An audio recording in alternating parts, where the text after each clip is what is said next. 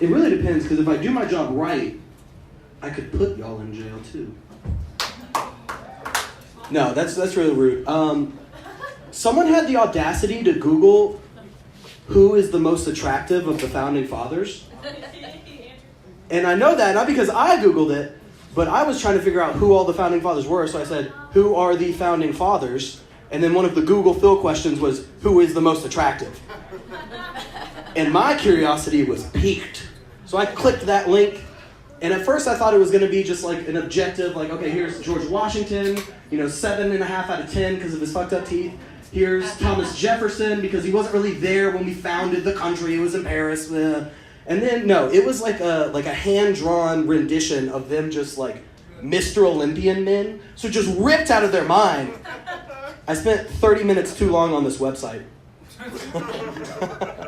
Oh, this is cool. I got offered to do cocaine for the first time this weekend.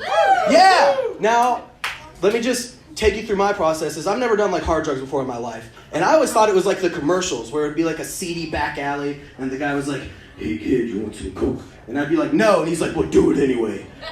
Not how it happens at all. Some of my friends left a party early and I was like, oh man, where'd they go? One of our friends said, oh, they're out in the hall. And I was like, that's weird. What for? And they're like, smoking a cigarette. And I said, that's even weirder. You can't smoke inside. So I go and find them. And they're all just kind of huddled over. And it's just like the movies, though, because they're taking bumps off of a fucking key. And that's cool. I didn't know that's what, I thought that was just like a euphemism. That's badass. And so they pull out like the little baggie that looks like it's just baking soda, but that wasn't no baking soda. And they put it in, and I'm watching them, and I'm like, this is the coolest, I feel so cool. I feel like I'm finally one of the cool kids. And they offer it to me. And I had to do this mental, devil on this shoulder, angel on this shoulder. And I weighed the options, but they weren't really peer pressuring me, but they were kind of like Senator Palpatine in Star Wars, where he's like, do it. Execute Order 66. And so the only thing that stopped me from doing it is because I had the sniffles. And I was like, I don't think I'm going to be able to up if my nose is stuffy. So I said, guys, thanks, I'm cool. Maybe another time, though. And they're like, maybe, Andrew, maybe.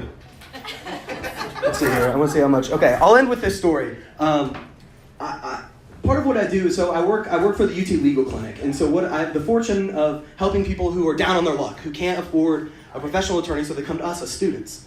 And we've been doing intake sessions. So you would come in, say your name, say your problem, walk out, we'll email you in 10 days. And I just really had to pee. So I go pee.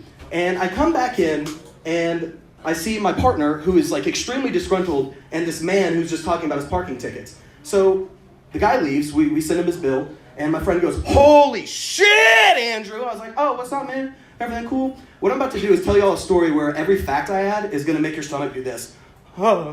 So this guy sits down. First thing out of his mouth is not like, hey, how are you? How's your day going? Thanks for seeing me. Is, what do you think about capital punishment? Which, to ask someone, off the bat, that's kind of weird, right? Ask a law student, we might have our own opinions. So that's tweak one. My friend says that. He's like, oh, well, in certain circumstances, warranted. Second thing out of this guy's mouth, I think we should hang them off bridges like we used to. So that goes, and my friend goes, oh, well, that kind of makes sense because in colonial days and pirate times, you would make an example out of them. So yeah, I could see it sometimes.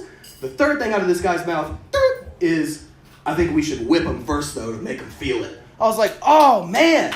That's really, and then he goes on to say, and he goes, well, I guess that makes sense because back in those days, it wasn't me stabbing this person, it was me upsetting the peace of the community, so I can see why you would do that, but man, it's weird to say.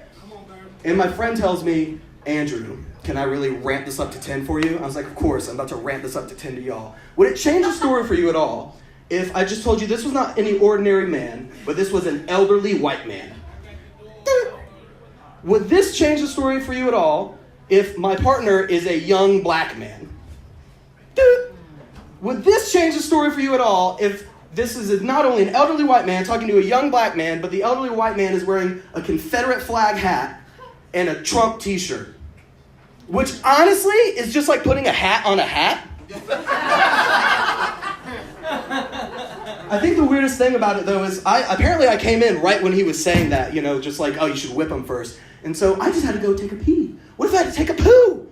How racist would this guy have gotten? Just like, yeah, the South will rise again, and states' rights and all! And then I would have walked in and he would have said, but my parking tickets are really building up, so if we can take care of that. take care of this. Y'all have a great rest of your night. I've been Andrew McNicholas. We're going to get some comedy.